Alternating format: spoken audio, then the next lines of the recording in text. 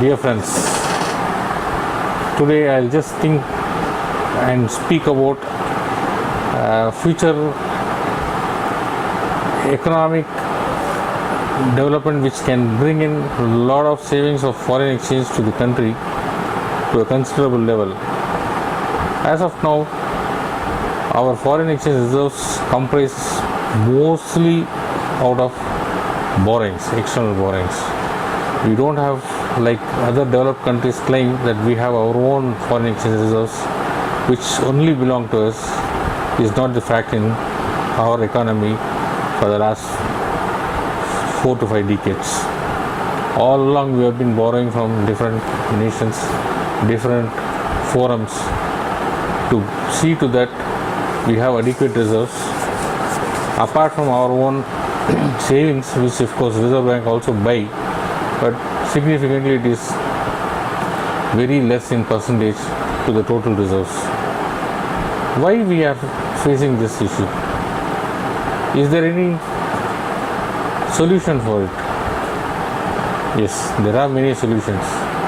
One, we have to plan to indigenize our technology by bringing new inventions or trying to replace the imported technology with our own indigenous manufacturing. Therefore, import would cost us less. So this is the first one. Second thing, the craze for imported materials from different countries. Now, of late, we have been finding many consumer durables are being imported from China. We are not against China. Particularly I have no personal enmity or difference of opinion with China. China is a country which with its own policies are trying to excel, and they are also doing wonderfully well in the last 2 decades. They did well. They are really strong enough now. But the question is whether they are strong or not, when we will become stronger. This is the first question. So, trying to import materials from China for everything, right from pin up to all biggest instruments, we are now relying on China. The question is, can't we make it? Are we not capable of doing it? This is the biggest question which comes in front of every one of us. So, we have to have a conducive economic policies, plus as of now the country is claiming that ease of business in India has excelled a lot and it has grown up the ladder compared to the earlier regime. Fine. So this will certainly give me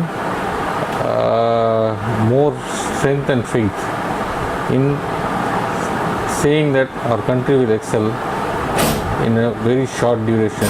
Probably in another 1 decade we can see the dream of Mr. Kalam coming true. But okay, let me now come back to the topic. The first one I addressed is the imports, reduction in imports, indigenizing our technology which can even equal or better than the technology available overseas. Fine. Apart from all this, what is the next area where we are badly in need of foreign exchange? It's the biggest bill which every country is facing of late, and of course India is facing in a much bigger way. That's fuel. Why fuel is becoming biggest issue for our country? Yeah, I just recollect my childhood days. Way back in my childhood, I used to see in a street there would be hardly 5 cars and 20 two-wheelers. People used to claim it's a prestige to own a two-wheeler which runs in petrol and a car which runs in petrol. Slowly we moved towards development.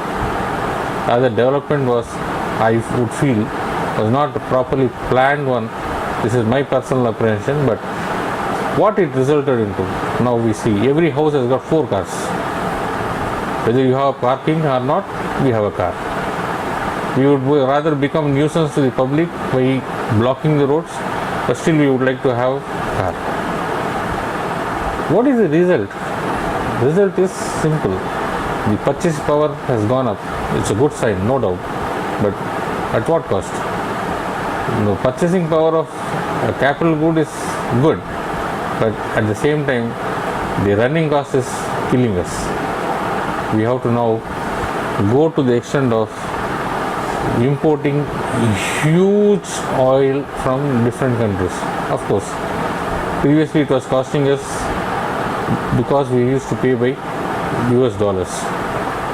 Of late, we find there are neighboring countries which are willing to pay, export oil from their country to us, even with our own currency being used as a medium of exchange.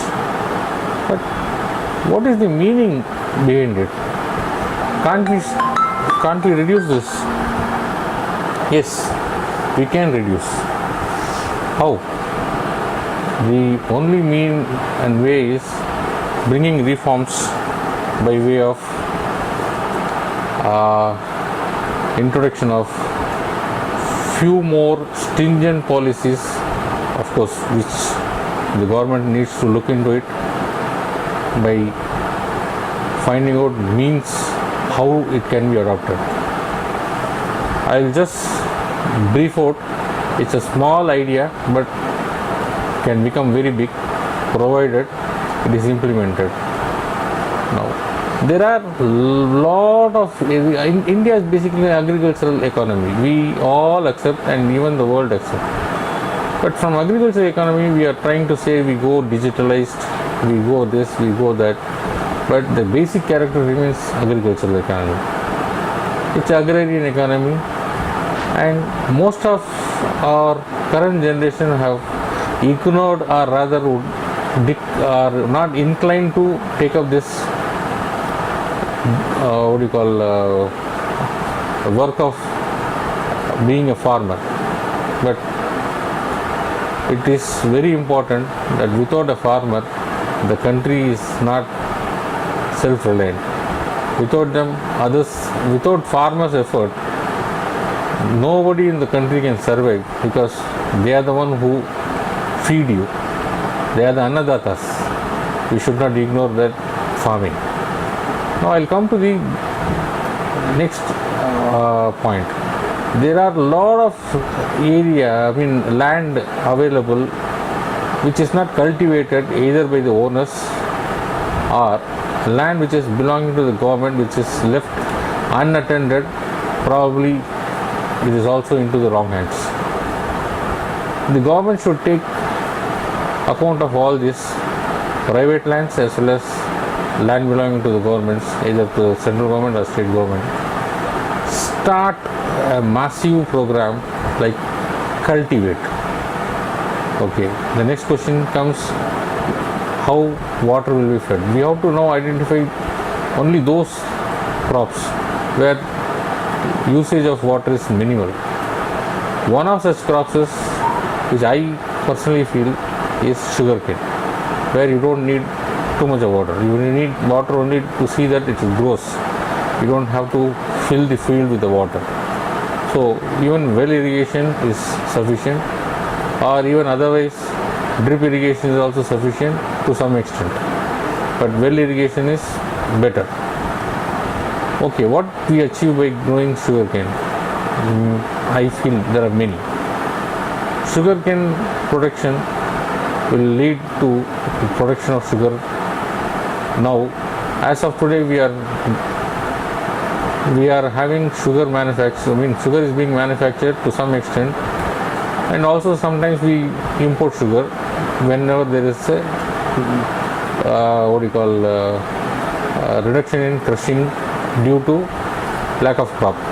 But we have to go to a level where there will be surplus sugar, therefore sugar price can come down, and rather even to the extent that unrefined sugar can be sold, which can even bring down the impact of diabetes amongst the forthcoming generation.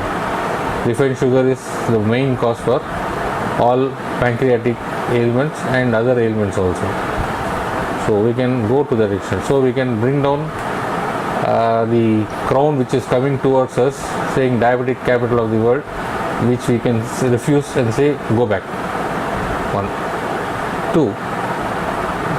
Sugar cane, by crushing sugar cane you get sugar, you get molasses, and you also get bagasse. What is the need of molasses? Molasses is the rich source of ethanol. Okay, I'll come to ethanol later. What is finally you get out of bagasse? Bagasse is very good input for paper manufacturing. So as of now we are talking about maintain balance with ecological balance, and we are asking plant trees, more trees, because we are trying to fill for our paper requirements from some part of the country, and some part is also we are trying to fill the trees for other reasons also. But paper is the main reason, that is what everyone is claiming. Bagasse will take care of this requirement to maximum extent. So trees will be saved. So as I again go back, if trees are saved, water will be plenty. If water is plenty, agriculture is possible, every part of the country. So this is a chain reaction. We need to really work on it to save our water resources. As every country is claiming now, the third world war will be only for water. We can be rather surplus with water, which will be sold much more than the value of gold in years to come, or rather in next century to come. Okay. Molasses. As I said, it's a rich source of ethanol. This ethanol can be used to blend with the petrol. Okay. What is the use? You can recently see that most of the OMCs have started contracting for procurement of ethanol. Today, everyone is thinking about blending to the extent of 2.5%, but this can go up. It can go up to 5 to 7% or even at 8%, provided the government is looking at the possible convergence in technology to use ethanol blended petrol in all the vehicles being used in the country. Ethanol is much cheaper than the oil. Today the prices of oil, crude, is skyrocketed. Everyone is blaming the government for saying that prices are skyrocketing. We do not know. This will also result into various other impact in the economy. Primarily it will lead to inflation, because wherever there is movement of goods relying on the petrol or diesel, it will certainly increase the price of the commodity. So the purchasing power is again under pressure, because the prices of normal products, even daily consumables, may rise. So blending of ethanol will bring down the actual price of the fuel, and over a period of time, if we are able to bring in development in technology which can use maximum blended ethanol based petrol or fuel, will result into huge savings in foreign exchange. So I am again going back to the initial topic of our speech: how to save foreign exchange, or how to increase our own foreign exchange reserves, rather than borrowing and keeping it in our bank account. It is as good as you are going to make your own money, and it is also my apprehension that the parity between other currencies to our rupee is very, very, very, very low. But this will become, by saving a lot of foreign exchange, our currency can peg up slowly, and there might be a situation as pre-independence our currency was equivalent to dollar, and today we have already doled it down to that extent that our currency is nothing in front of it, and we can again go back to the same level. Probably again we have to shed our tears, our sweat for another 4-5 decades. Therefore, if this thought is well taken by the government and if it is implemented, probably will give rise to foreign exchange reserves and give employment to many unemployed people who can do cultivation, and it will make India a sugar rich country which can even export to neighboring countries. That also result into foreign exchange reserves. Many things can happen, and finally sugar cane is a crop which can be grown whenever you want. You don't need to grow a tree and fell it again and again, and this can be a very good source for us to raise ourselves to stand in middle of all developed countries proudly. I hope I have said my views, and now it is up to the government and the public to think and act. Not necessarily the government should take initiative, even a public can think and initiate this activity in their own land if it is uncultivated. Certainly this will bring in more prosperity to the families, prosperity to the unemployed. Many villages can again be very active, and this will result into increase in GDP also. It will help our economy in all means. Anyway, thanks for patience listening. Jai Hind.